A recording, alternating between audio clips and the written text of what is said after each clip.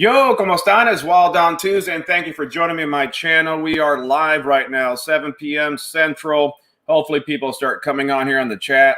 And today we're going to be doing a man behind the patch, Alien Ness from the Dirty Ones MC, legendary B-boy. Like I always say, guys, remember, keep everything in the comment section as politically, non-political as possible. No club bashing. We're going to have a good time having a good conversation. You guys can ask questions. I'll try to keep up with the questions. And also, I'm going to try to have a question answer toward the end of the show. The show could be 30 minutes. It could be an hour. Alien Ness, I do have them in the back here. I'm going to bring them out here in a second. Let's see if I can bring them out. Yo, you hear me? Yes, sir. Can you hear me? Yeah, I hear you. I hear you. We are live. I mean, we got maybe 7 people already on right now, but we're going to just be chatting a little bit because this does get recorded, and I do use it on the YouTube, and people catch up to all the video stuff itself. Like I said, this show is the man behind the patch. So we talk about the club a little bit, not much, more general.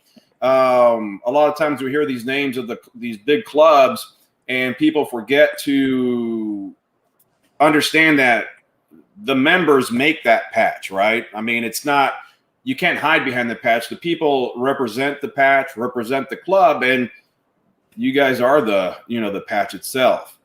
So, I mean, if you want to give a little intro, I mean, it's when I heard I can interview you, I was just laughing, talking to your boy, my boy, Cowboy. I can probably just ask you a few questions, and technically, you can talk forever about some things about your past and history itself. But if you want to give just a little intro about yourself, that'd be great. I just want to say hi to everybody. And could you see I don't know if you're on the phone though, but I can see people on the chat. What I'm gonna do is put my phone in airplane mode so that I won't get no calls. That was a call. I don't know if it interrupted my Oh, stream. no. Okay. Yeah, I just want to say hi to some guys, the military biker, Dino Rider, some guys here on the chats I can look at. Sean, Robert, he has a question, and Julio Tingling.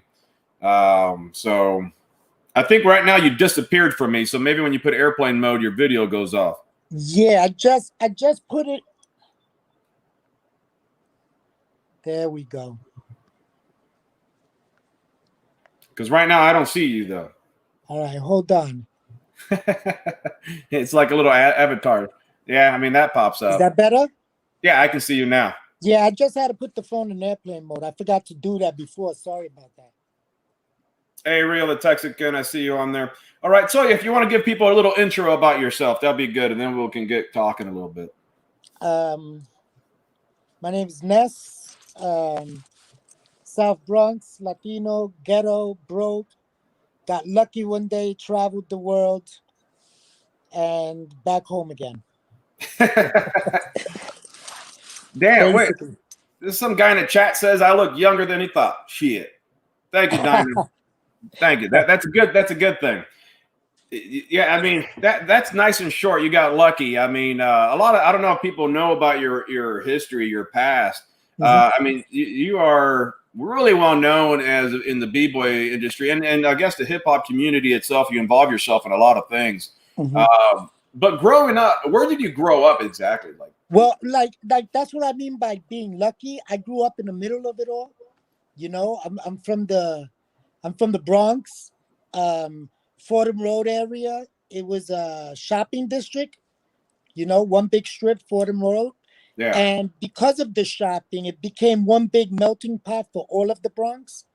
You know what I'm saying? So you get used to being around there. You get introduced to all types of different styles, different music, different people.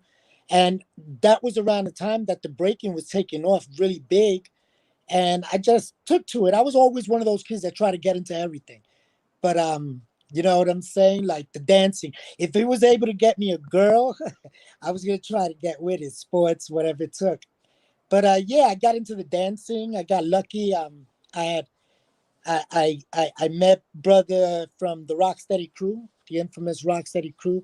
His name was Buck Ford, rest in peace. He kind of took me under his wing. Then from there, I was passed on to other dancers because in those days, somebody would teach you and they teach you so much and they bring you to somebody else. So I was really fortunate to be passed around through all these hip hop icons, these breaking icons. And then just being around each one of them connected me to a lot of people in the DJ world and the rapping world. Got to perform with New York City Breakers, even long before I retired back then. Because Yeah. we stopped dancing back then in like 86. So, and then Alien Ness, I mean, who gave you that name? I knew the story a little bit, but you can tell the folks who gave you your name. Right. Well, I was always Kid Ness as a Yeah. breaker, in the 80s. And when that died out, I was so used to Ness, everybody just kept calling me Ness itself. And Bambaataa once said, if aliens came down, this was in the reemergence of breaking, like 98, 99, 97 even. He said if aliens came down to Earth and danced, they would probably dance like I did.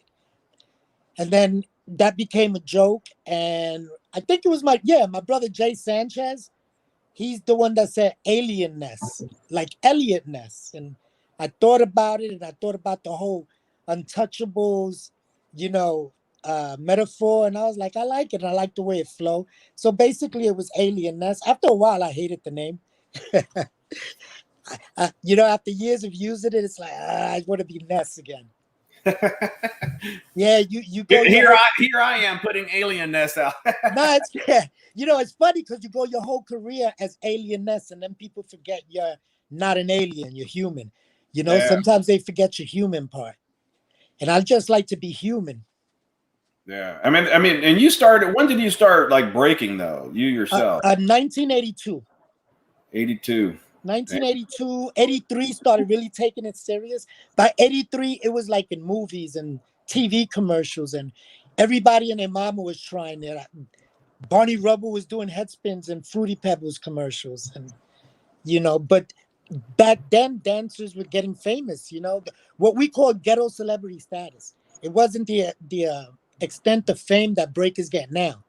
It was for us. It was more about ghetto celebrity status, being the best in your hood, then being the best in your district, then being the best in your borough, and then the best in your city. Oh, there's a guy Coffee Breaks on the little chat there. He said, he goes, "Hey brother, can't believe you're interviewing Alien Ness. I'm also a b-boy myself, and I've been following him since he was since 10 years ago. So that's cool." Yeah. See, I mean, I got great supporters. Yeah, no, you do. It's pretty. My blood brother, I told him, "Hey, I don't know if you know Alien Ness." He goes, "Zulu Kings," and I was like, "Yeah." And then he knew all about you. My brother was always into that scene. Yeah, I didn't start Zulu Kings. Zulu Kings actually was established as Zulu Kings in 1975. Yeah. But in 2000, they gave me the reins again. Mm-hmm. And it was already a legendary crew with its own legendary status, and I wanted to do something different, you know what I mean, than the last guys. So I use what I call the formula. I try to look for cats like me, street cats, thugs, outlaws, but whatever they are, you know what I'm saying? But if they got talent, then the vibe is always going to be right. You know how they say real recognize real? Oh, you know yeah. what I mean? So I actually got the idea from a movie called Fish to Save Pittsburgh. You know what I'm saying? This basketball team was whack, but the star was great. And some psychic said, it was Dr. J. Some psychic said, what you need is to surround yourself with Pisces. You make a whole team of Pisces, and the whole team will play better. Yeah. So I thought about that. I'm like, well, you know what? I'm going to get all these, at the same time, trying to save lives, like all these at-risk youth, these disenfranchised kids in the street that could probably end up places I've been, but they got talent. They're already ahead of the game. If I could scoop these guys up, not only are they ahead of the game, but I can have a really dope, monstrous squad of individuals that think alike. And we were kind of like the little outlaws of the breaking world. Yeah. I was going to say, just to interrupt for a second, of course, I think that's okay. Randy, I think there's Randy Ching on here he says to tell you hi, give his love, and also got to chill again. You know, Randy. Yes, that's my brother right there. Yeah, Randy Chingling. In this MC world, I was raised by those brothers, by the Ching. Yeah, no, that's and we can get into that here in a little bit, probably. Also, Military Biker. I already asked him before we got live and stuff, but they want to know whose glove. You can show them what your hobby is, what you collect, and Well, tell I them. love boxing. I really love boxing. I don't miss fights, but I collect boxing memorabilia. So it's like Manny Pacquiao, Roberto Duran. I got Triple G, Keith Thurman, Sean Porter. Um, Man, Adrian Broner, Curtis Colvin, which is a good friend of mine. Scrap, he's a young brother coming up from Austin, Texas. The guy's incredible. Isaac Lopez, listen for that name. He's already pro. He's knocked out everybody's face. David Ramirez, he's an MMA fighter, also from Austin, Texas. Sugar Ray Leonard. I just collected, and I just managed to get my hands. They're shipping it in the morning, but Roy Jones Jr. and Joe Calzaghe on the same glove from the night Damn. of their fight years ago. So that's like a vintage glove with their signatures. Yeah, no, that's a hell of a freaking collection. I agree with Mike or Mike. And then there's S415. I guess he's one of your brothers, S Dirty Ones. Yeah. He says, "What's up?" Dio. All day, every day, and twice on Sunday. Yeah, your boy Cowboy doesn't want to get on freaking. I'm gonna blast him out. He doesn't want to come on live with. He says as long as he's not on video, he'll come on. I go, what the? That's my brother. That's the Cowboy. Yeah, I love him, man. That's why I want to get him on there. Right. So, real good brother. Yeah, man. So you said we'll step a little bit. I don't know because we can keep talking. I mean, you've been in. Probably you said were you in movies? I know they used your voice and stuff over.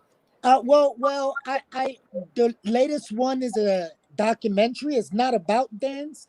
It's a documentary on Netflix called Iron Fist and Kung Fu Kicks, and basically it's about the effect on those old Chinese kung fu movies, the real fake ones with people jumping over, and pop society. You know what I'm saying? And the time it came out, it's a real interesting doc.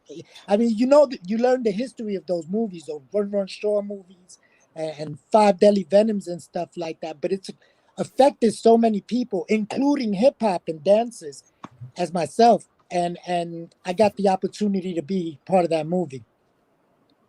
Yeah, and then yeah, I'll go tell S. I already told him. He said, "What's up?" No, the guy S. He says he's Staten Island now, formerly Nomads. Nice. Dio, so is good. And so, when did you start riding a motorcycle? Between all this going on, when I started hanging around the MC community tight. See, this goes back to the dancing. As time went on, aside for the competing, I was also educating. I was doing the lectures and the teachings and stuff like that. And as an educator, I have to also be a student and keep learning more. And when you start tracing the history of the dance, you know what I'm saying?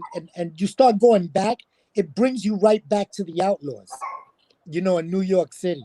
They were some of the first B-boys and the first rockers doing it.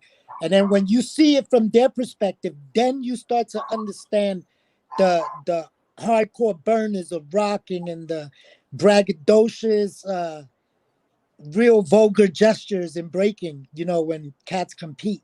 You start to understand it like, whoa, this is the roots. And you stay there to study, and eventually it was just like, I felt comfortable. It was me. So then you start spending years hanging out with them. I mean, you could work at McDonald's, but if you hang with businessmen every day, eventually you're going to end up in a suit and tie when you go out with your peoples. You know what I'm saying? So I ended up on a bike. So basically, I got my first bike in 2013. I'm a young rider. Yeah. Right before I moved to Texas. I got me the bike for Valentine's Day. Yeah, so you lived in Texas, Austin for 6 years, but now you're back in the Bronx, right? Right. I had moved out to Austin, Texas, hauled my bike out there. I just bought the bike, so I never had time. I didn't know how to ride when I got my bike. You know what I'm saying? But I was fortunate when I moved to Texas. Right across the street was Austin Community College and the parking lot.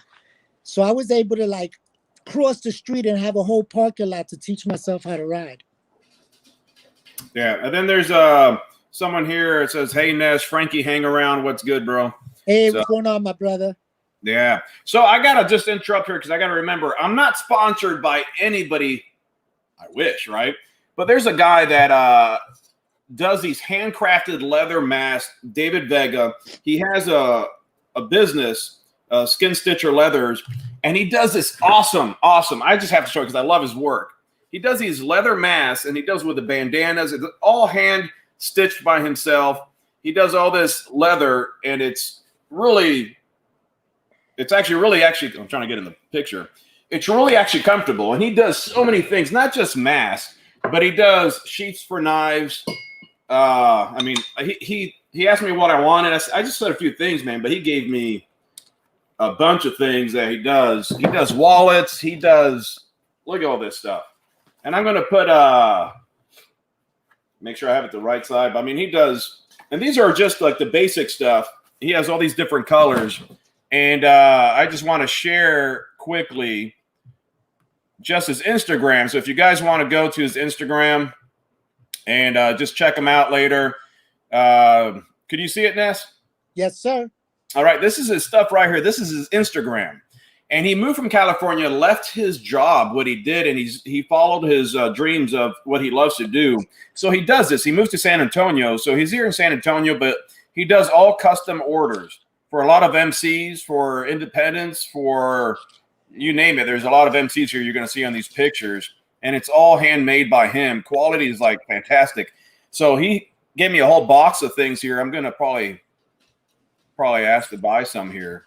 But this is all his stuff. I mean, I can go endless. I mean, he does it for so many clubs and people. So we'll go back there and I'll stop sharing. But I just had to put a shout out for him just because he's a good guy. Great stuff made here in San Antonio by hand. So price, that was a good question. I should have asked. I think it's anywhere from $110 down. I'm just going to throw a number out there. It's real good leather. I mean, it smells amazing in here right now. He gives me a whole bin. That's a good price too. Oh yeah, no, I mean, and he does wallets. I mean, people that like for the wrist, you know, he did this Harley Davidson one just to keep it generic, but he does a lot of nice work. So, I mean, he gave me a whole bin of stuff. So it's amazing. All right. So now I can get back to everything. What's up, Jeremiah? What's up, Sal? A bunch of guys here in the chat. Let's see. And the guy, Robert, he keeps saying something about joining a club. I don't know what club you want to join or what questions you have, but go ahead and ask a question about the motorcycle. Yeah, Military Biker. I mean, the guy, David, is, I mean, amazing. I mean, this is his car. It's going to be too bright showing here probably. Yeah. Let's see. David Vega. But I'm going to put a link to the description so later on people could check him out. Hey, what's up, Knuckles TV?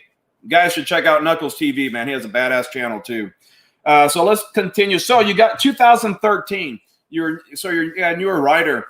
It's like Cowboy, man. I teach Cowboy everything. How to? No, I'm kidding. He's gonna. He actually I just moved up to that bigger bike. So I'm used to a smaller bike. I had a BSA, 1957 BSA 650cc. I had the engine. I had a Sportster. Then I went to the Dark Horse. So I went up to the Road Glide. It's a 1,000-pound bike. Right. So he changed my mentality how to ride that sucker. When you go park somewhere, you got to pay attention because you got to back the fuck out, you know, and make sure I don't get stuck somewhere and drop the bike or something. So he keeps an eye on me, so I can't lie. Yeah, he's the man. Yeah. So yeah, 2013. And when did you decide about like what brought you around like an MC? I mean, you've probably seen the MCs out there in New York. 'Cause I mean, well, just as a traveler, because I was so used to hanging out with clubs and clubhouses here. Just as a traveler with the dance, I've always tried to, you know, we live in the information world. You could jump on a browser and find a dominant club in any country, city, state, whatever. You know what I'm saying? And I always wanted to reach out, let them know I'm coming through. I love the lifestyle. I want to come through, have drinks. I love what I do for a living, but when I'm not doing that, I still want to be around cats like me that party like me. You know what I'm saying? Talk like me, have conversations like me. So I was always around the MC world, even though I was traveling around. Yeah. One of the things I notice about the MC and people, I don't care. You can be in, depends on the clubs. I mean, when I hang around some clubs, I don't care if you're a doctor, lawyer, trucker, junk man, no job. Everybody treats each other the same. Mm-hmm. No one talks to anyone differently. Right. No one treats them differently. Right. And that's what I liked about the MC sets in general. No matter what your background is, right. You know, well, they accept. Well, since I travel so much and around different clubs, you know, like crazy, I've learned what I refer to as the universal protocol. You understand what I mean? Yeah. And when you can always follow protocol and be on point, anywhere you go, you should be all right. You know, you're either righteous or you're not righteous. And basically, I've gotten lucky and traveled so much, and I call it the universal protocol. You pick things up that's good in some places and good in other places, and omit what's not good everywhere but there. And if you follow the universal protocol, you're always going to be all right. You're always going to have some place to sit your ass down, take a shot of whiskey, and get drunk.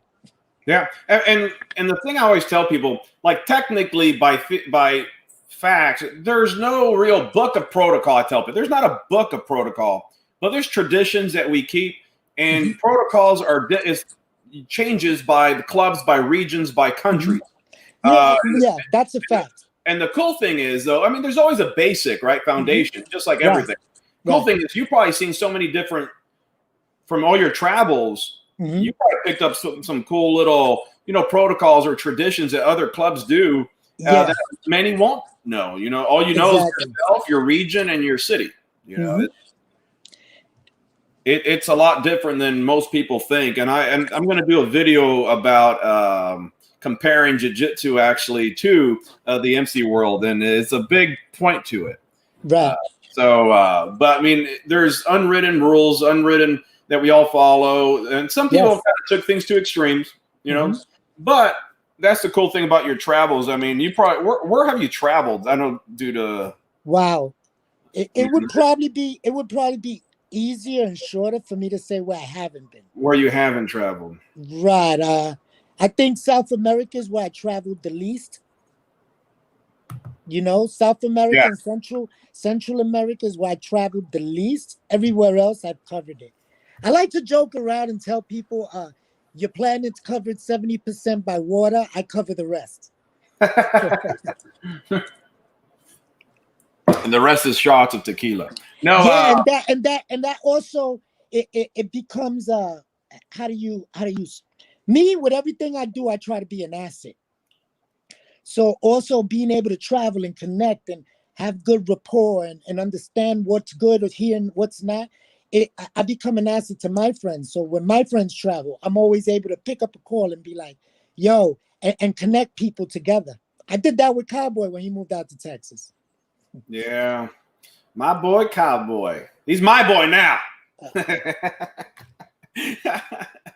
I'm going to get jealous and possessive with him. That man's a nomad on a horse. He belongs to nobody. Yeah, no, that's true. He's mine. No, I always joke around with him, getting jealous and stuff.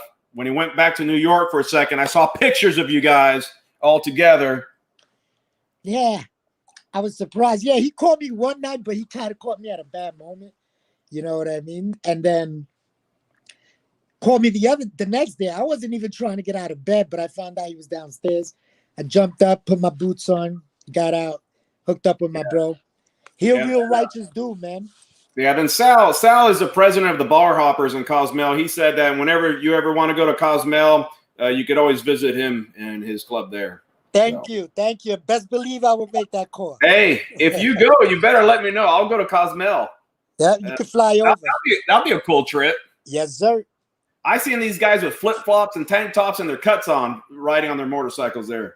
I couldn't do it. I ain't lying. I once went down wearing Harley boots and fractured all the toes in my left foot.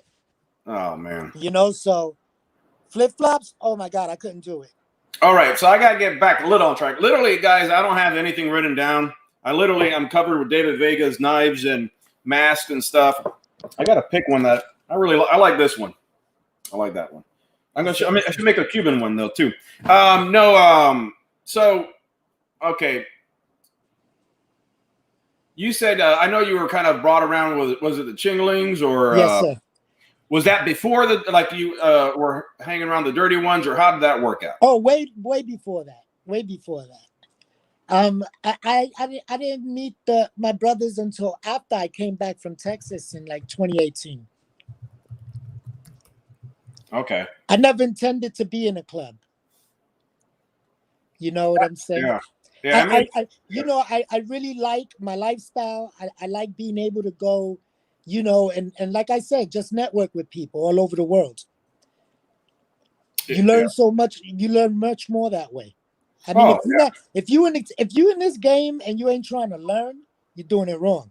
You know what I mean? So wherever I could be in a position that I'm learning something, I feel comfortable there. Well, I tell people all the time, the day that you think you know everything, you should hang them up. Right. And it's true, and it goes with the MC set. Some people just get stagnant, right? Mm-hmm. And they keep to themselves. It's cool. It's whatever they want to do. I want to get with my brothers and travel to other chapters across the states, other clubs that invite go with our club to that club and meet people, network. It's not always what people think, like a war like they have on TV and movies and shit. People do get along, go figure. And we like meeting other people, other clubs, and just chatting. But what made you go? Like, what did you run into someone from the dirty ones, or how did that work out? Well, just knowing people when I came back and they was close by. Like I said, I like to go visit, hang out, support the clubhouse, put money in people's bars, keep it moving, have a good time. Someplace where I could be myself. You know what I'm saying? And they were really close. And that day I recognized, I'm like, yo, this is my DNA. It wasn't about it. It was about the members. Everybody always asks me what made me join that club. It wasn't about the club. It was about the members, about my brothers. You know what I'm saying? The vibe I had with them. And I just knew, this is where I need to be. Yeah, that's another important thing I tell people. A lot of people search for a name of a club they like, right? They see this club on TV. They see a club somewhere. They search for that club. They find the club. They rush to join the club. Then they find out it's not for them. They get pushed out, basically, or quit. Then they talk about the MC. Exactly. But they never took the time to understand the hang around period, get to know people, say, hey, this is not me, Mm-hmm. I would not. I don't care if I join a club for diamond, no diamond, pink. I don't care. But if I'm meet some people, some guys, and I go, man, these guys are badass. Hang out with them, love them. Mm-hmm. If they're a club, and I go, I want to join these guys. Right. I mean, it's because of them. Of course, you do your research about the club a little bit overall, about the nation itself. Oh yeah, that's a must.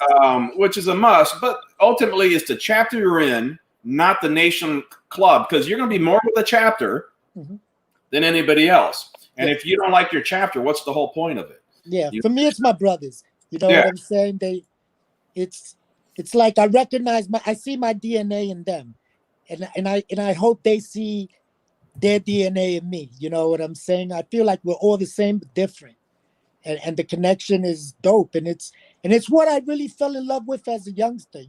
As a kid, you read the Easy Rider magazine and see the wildness, and you watch these movies and you fall in love with that, and then you start going around all over the world and you see it from the inside, and it's not the same. It's like, okay, it's a little heartbreaking, but then it's like, oh shit, my brothers, these are the guys that made me fall in love with this shit. You know what I'm saying? Yeah, no, and that's the thing.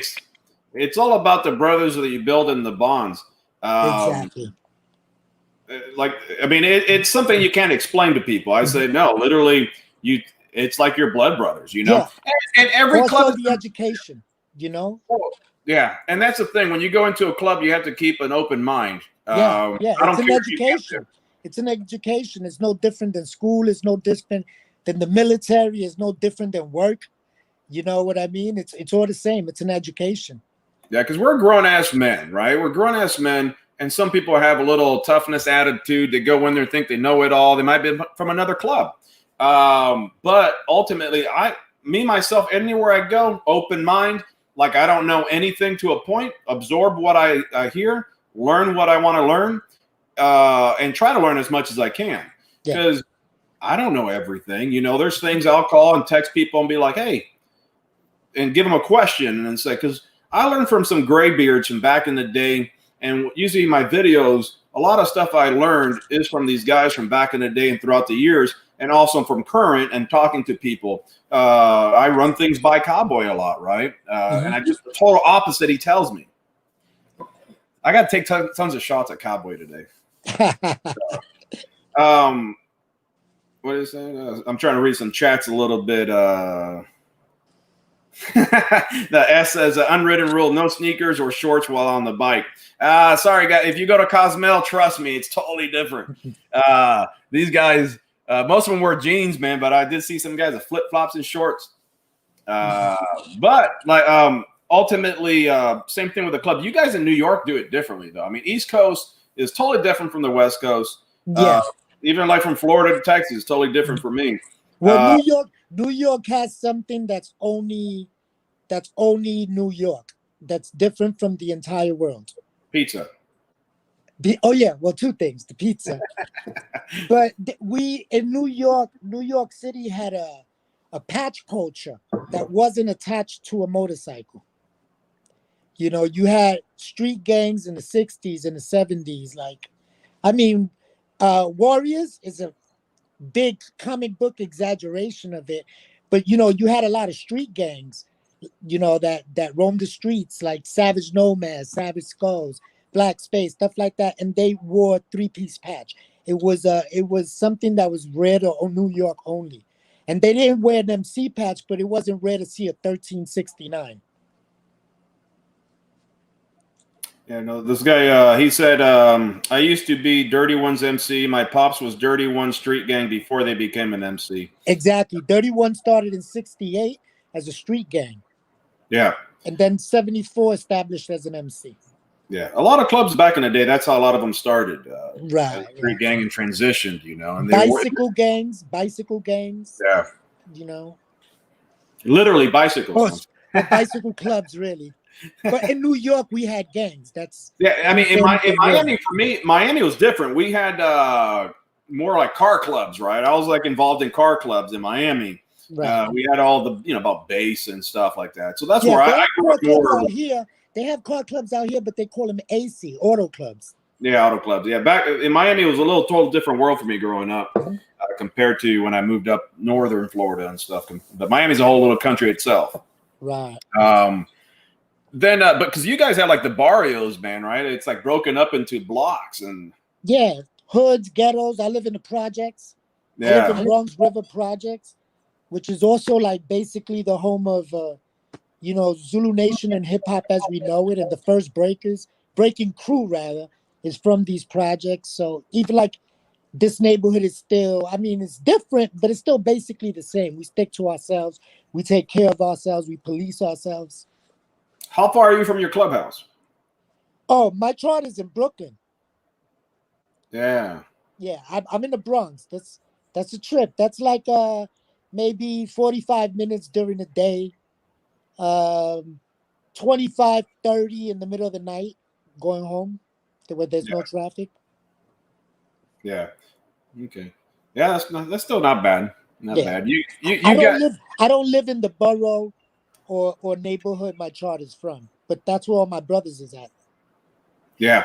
Yeah, we oh, no, I was trying to read some comments there. Yeah, no, because in New York, it's funny because guys in Texas, they talk about their mileage on their bikes, man. They have shitload of miles, right? They got 60,000 miles, 100. But then a lot of guys from New York, you can ride every day, but you don't ride far per se. It's just it's a lot of traffic. It's not like Texas. It was beautiful weather, beautiful roads. You know, riding weather all year long. And great roads. I had a small little car. I used to call it an umbrella. I only used it when it rained. But when I came to New York, it's like the traffic, the roads are so bad. Sometimes you don't even really look forward to driving. Driving can become strenuous sometimes. We get a lot of traffic here. Too much stop and go traffic. Oh, what happened?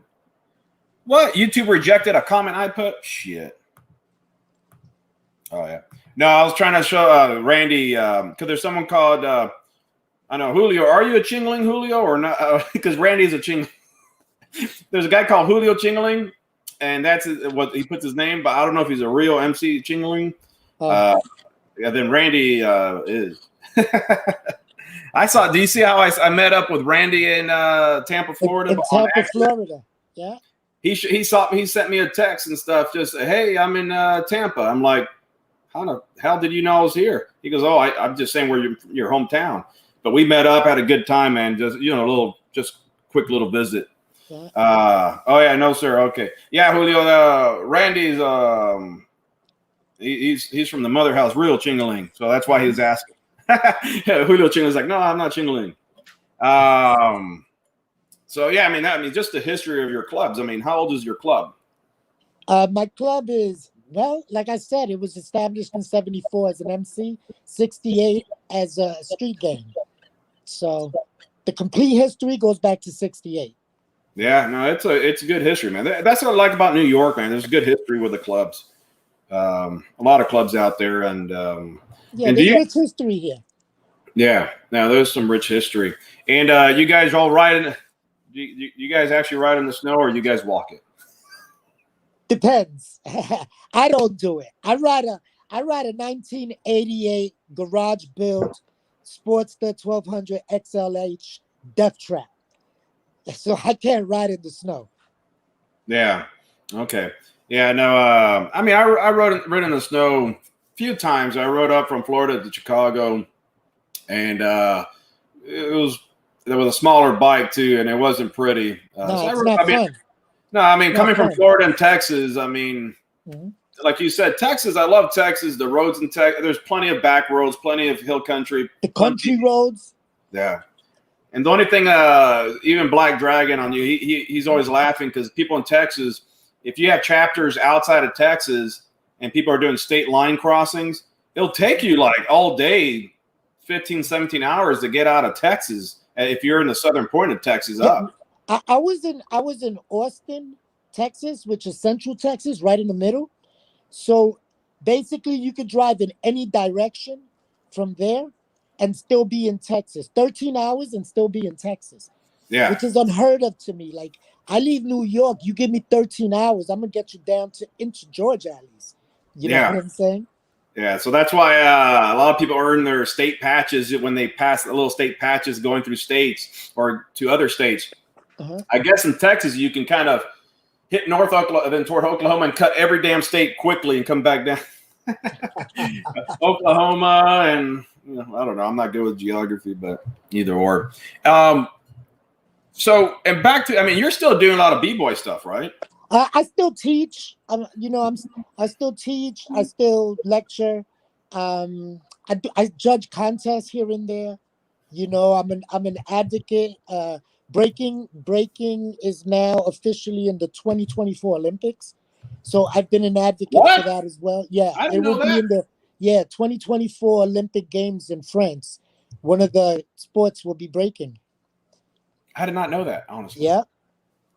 I learn something new every day. Yeah, so we have gotten to a point where one B-boy and one B-girl from somewhere in the world will be wearing an Olympic gold medal. That bugs me out. Dang. I used to do that just to get a rep. Yeah. No, I'm gonna see what someone says. This guy, Eastside King says, "Hey, yo, Ness, ask your OG brothers if they remember the clubhouse on top of the firehouse in the Bronx. We had Chuck Zito boxing with us there back when he was a Chingaling before he became 81. Yeah, he was Chingaling. He's from out of the mother house too. Yeah. Okay. Well, I'll be damned. See, and that's what people got to understand, man. That the MC set is a small world, right? Yeah. And a lot of times people get too worried about what people wear, posers. Like you said, real knows real. Everybody on the keyboard, internet, other channels, whatever, people can talk all they want. Yeah, let them talk. I don't really care what people wear unless it's something to do with a club I'm a part of, Right. or they're disrespecting somebody or to another point. But it's a small world. On Rikers Island, they have a saying. Rikers Island is the jail out here in New York. On Rikers Island, they have a saying: if it don't apply, let it fly. Yeah. And that's the best way to survive, you know, and be on good terms. You know what I'm saying? So that's the way I walk through life. If it don't apply, let it fly. Yeah, because I mean, a lot of people, they get pissy, they try to act tough, and they name drop tremendously, right? I hate name dropping. They name drop tremendously. I mean, you know, amongst friends and brothers, I do that, but oh yeah, that's different. You know when it has to be done, but I really don't like name dropping because no, that's different. I don't want to be recognized for anybody I'm connected or be, you know what I'm saying? I came into this world as myself, and I've always wanted people to know me as myself. You know what I'm saying? Yeah, because I mean, ultimately, when when you're talking to friends or people, yeah, we can name drop and stuff.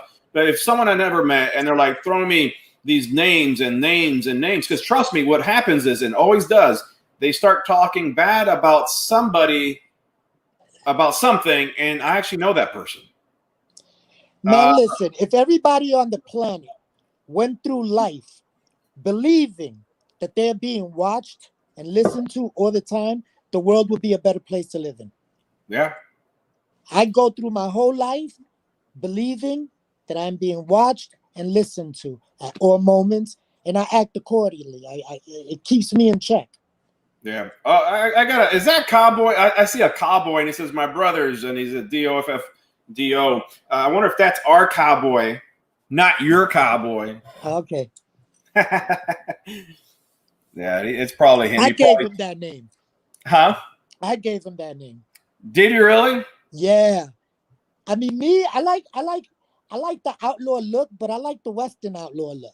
Yeah, because I know I wear spurs, ponchos, hats, and when I met him, he was more cowboy than me. I was a little mad.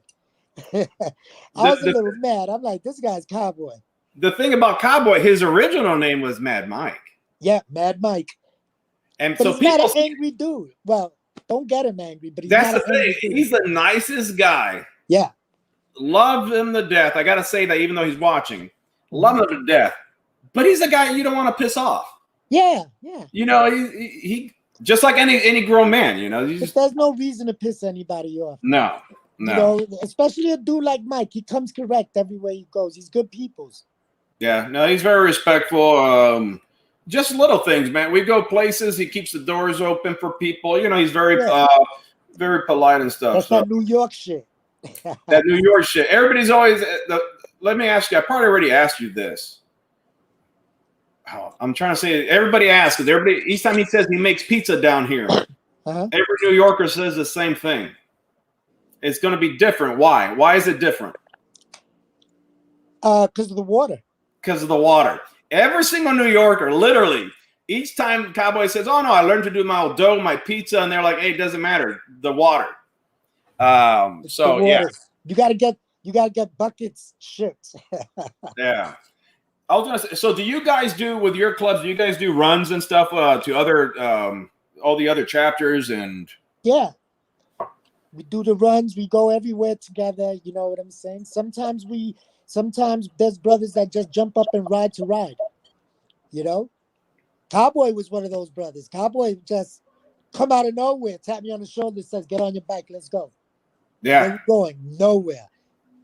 And we just ride. You know what I'm saying? Oh, I learned that quick. When I met Cowboy in, I think it was July. I don't know. If Cowboy's still, he can tell me. But since we met, literally, we chat every day. We almost ride every day if he's awake, because he's like a night owl now. He stays up. It happens. Yeah, up to 4 p.m. He sleeps. He stays up and he goes to bed at 7 a.m. Wakes at 4 or 5 p.m. Yeah. So I know I gotta. Yeah, he says not that. When you take a wild beast out of its natural environment, that's the first thing that changes. It's the sleeping patterns. Yeah, he calls me tenga prisa. because I'm always in a hurry to go somewhere, and he's like he typed in there. It's not the destination; it's the journey. He tells me every time. Yes, sir. So that's what it's for.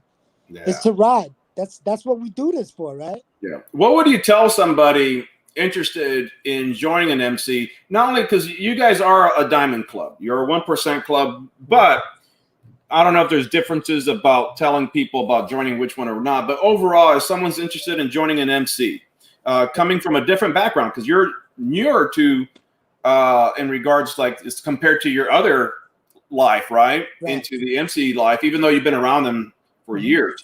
What would you tell somebody interested? If it ain't in your heart, don't put it on your back. Yeah. Basically, if it ain't in your heart, don't put it on your back. Yeah, because it's not a movie, you know. It's not It's not a movie. It's not a game. It's not a hobby. I can't even call it a lifestyle. It is life. It's got to be part of your DNA. If it's not part of your DNA, then yeah, you just got to be yourself, you know. Yeah. I don't care if you look like someone like, let's say, Cowboy, right? Puts his cowboy hat or anything. Someone dresses tighter jeans, or he doesn't. I'm just saying, just be yourself. It doesn't mean that you're not a biker or MC person, but don't act like someone that you're not. Yeah, I had a YouTube show. Wasn't live, you know, it was pre-recorded, but it was called If These Floors Could Talk. And at the end of every show, I reminded everybody to be themselves or find themselves by themselves. And it is not fun being by yourself. You know what I'm saying? Yeah. You got to be yourself. Yeah, and that's one thing. You should be, if you want to act tough, you should be that tough person before you put a patch on. I tell every single person that I meet, I don't care if you're the skinniest, scrawniest, weakest looking person. I'd rather have you as a brother if you have the heart and you stand your ground. Yeah. So I don't care if you look tough. I don't care if you act tough. I don't care if you're joking all the time. Man, listen, Texas is a boxing state. Yeah. Right? You could throw a rock in any direction and hit a boxer out there. I've seen some really nerdy looking kids turn into beasts in the gym. Like, oh shit. You never underestimate anybody. That's just rules of engagement right there. You know, that's part of the unwritten rule. You should never underestimate nobody. Shit, in jiu-jitsu, I learned that a long time ago, 10 years ago. I was there. I thought I was all tough. The first 30 seconds, I was doing pretty good. After 30 seconds, the guy was whooping my ass. And luckily, I was strong for my size, but then I was trying to go too hard, of course, and they'll whoop my ass. And then the sensei of the jiu-jitsu place, he'll come and tell me to go grapple with him, and he'll whoop my ass to put an example of. And he was tiny. He was 5'5", 145 pounds. He felt like he was 800 pounds on top of me. Yeah. So, you know, you learn. Sun Tzu said it best. Arrogance is the beginning of the decline. Yeah. No, it's so that same thing with clubs, man. I don't. Some people, they take their pictures in the clubs, and I don't have disrespect with anyone. They can do whatever they want. And there's people take serious pictures. Cool. You know, you do the middle finger. Cool. But if you're portraying yourself some way online, pictures, you should be that same person, in person. Right. Usually, I don't even hold my middle finger up in pictures. I always put up the number one. Yeah. Yeah. And I've been doing that since my breaking days. And I got it from watching boxers. You know, boxers do it all the time. So I started doing that as a B-boy, and I still do it when I take pictures now, because that's not really me. Yeah, then Cowboy said, I remember when War and his B-boys taught my sons to breakdance. Yeah, well, War's my writing name. Ah, okay, that's your writing name. That's a question I should have asked a long time ago. War's my writing name. So, Wars is your writing name. Could you tell me that story, how you got that? I got that down in Texas, just being around people, and them understanding how I get down.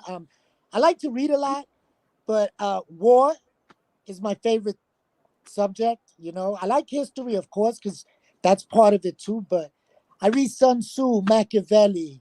I study Cesare Borgia, Napoleon, Patton. I just study war.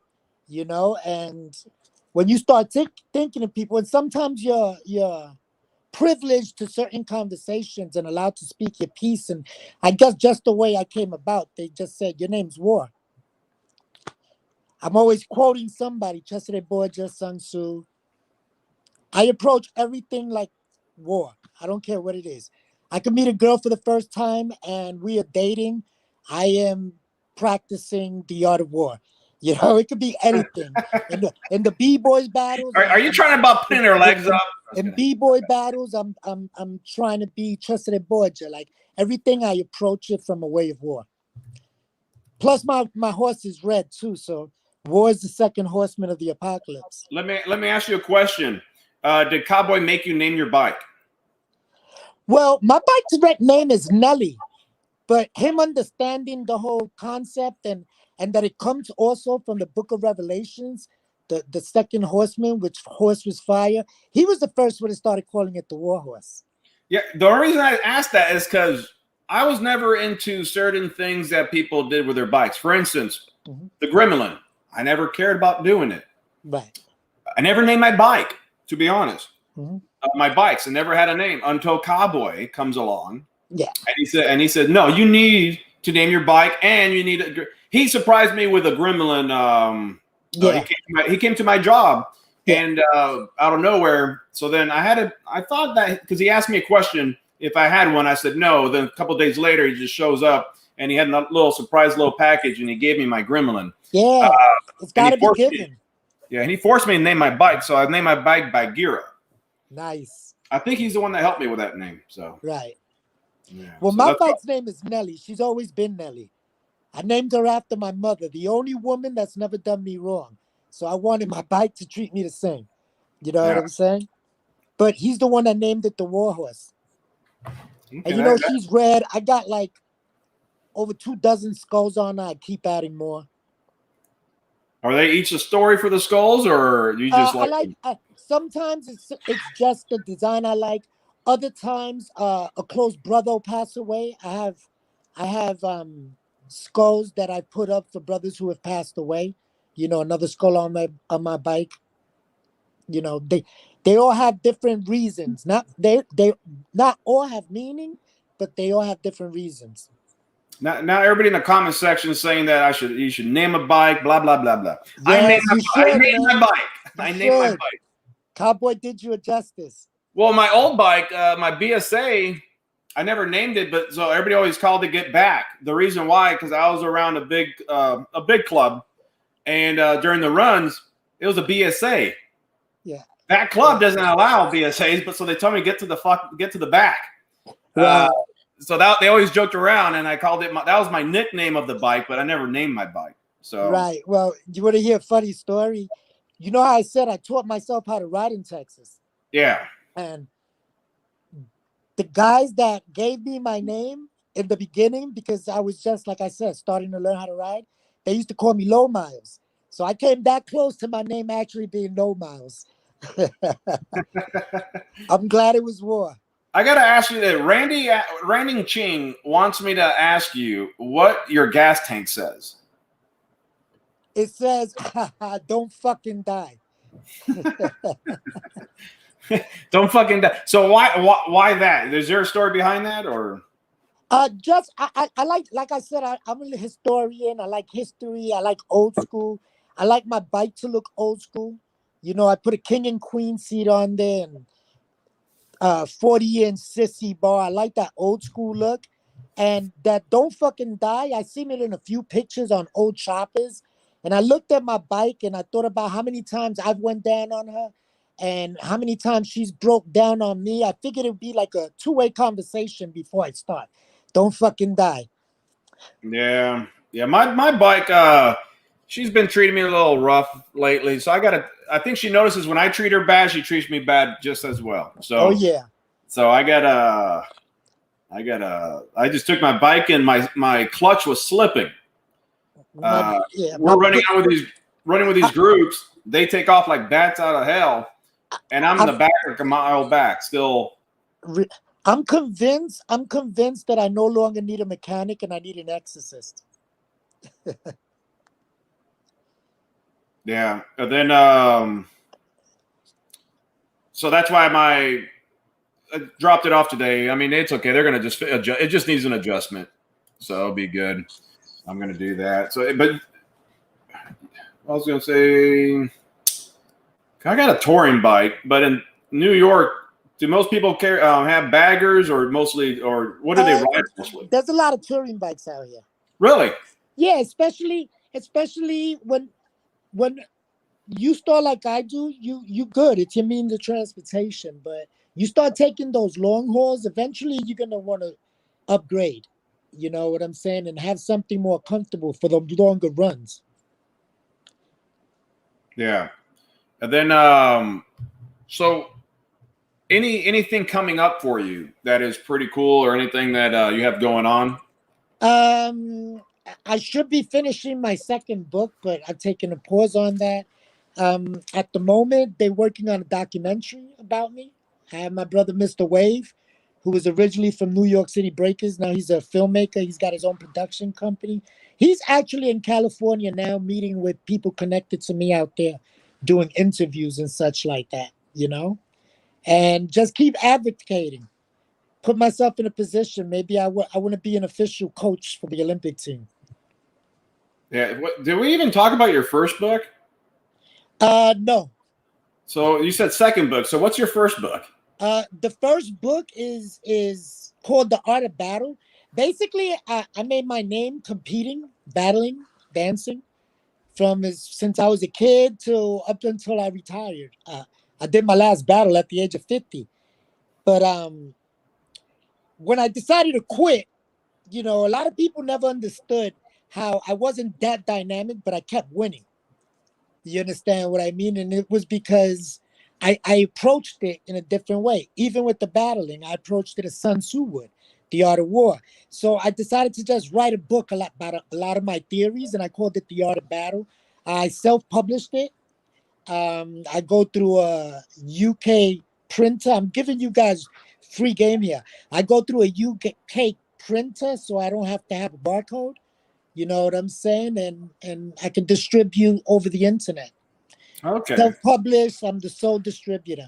Yeah. So Cowboy is saying he's still waiting on his copy, but I don't even think Cowboy likes reading, so I don't even know what he's asking. But so he's waiting for his copy. So he can give me the cliff notes. We'll see how good he reads, and we'll test him. Right.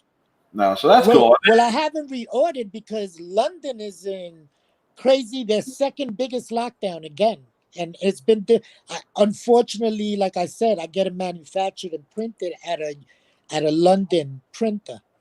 Okay. So I've been out of stock for a while. This pandemic is killing everybody's business.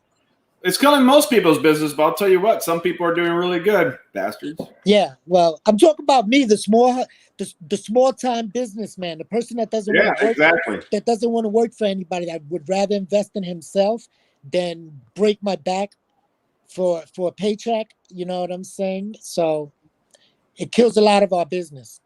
The traveling is slowed down, things of that nature. I mean, there's always a job, there's always a hustle, but. Yeah, I was going to say, if there's anyone in the comments section, we already hit the hour. Like I said, I can talk with you probably for a long time.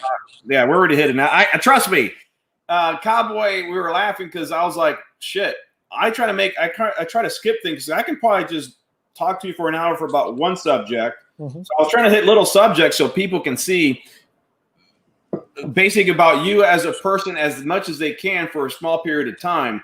Right. And that's the whole point of the show. Like I said, it's about the man itself. You'd be surprised. They're always welcome to come down to the clubhouse, have a drink, and shoot the breeze with me all night.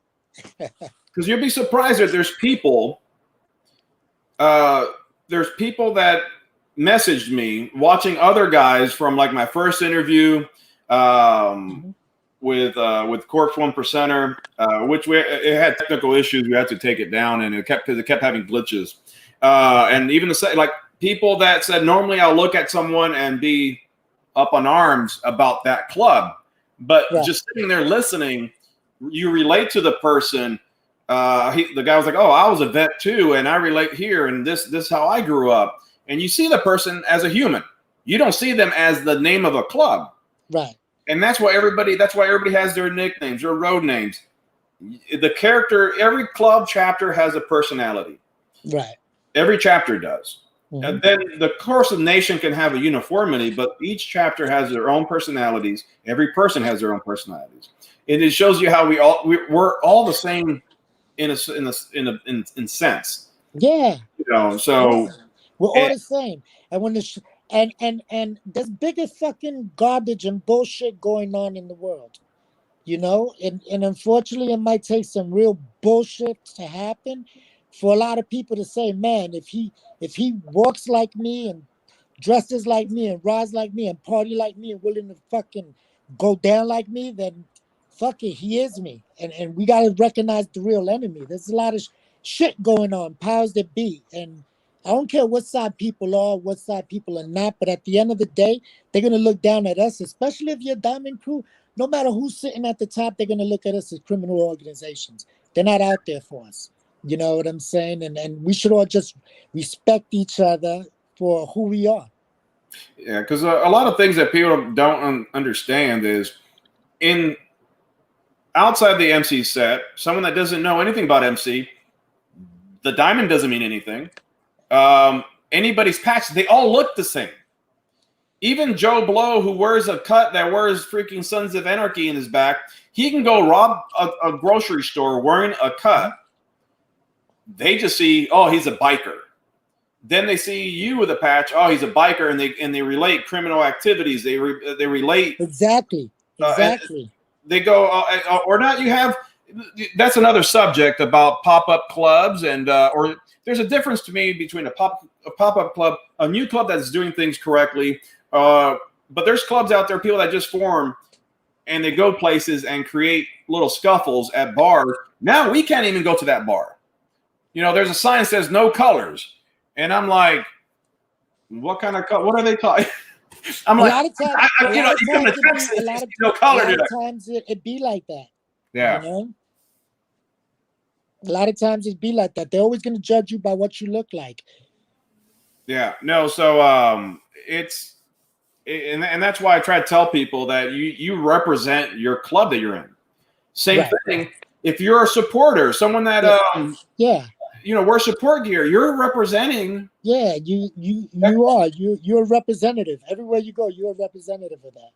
And just like my other video, you can't be wearing a support shirt in one city and then take it off and wear another one.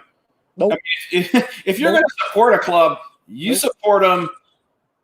You know, that's it. You got to you support them. You can't be a fair weather biker, fair weather. Yeah, those are collectors. You don't collect support shirts. You know what I mean? If you do, it's one club.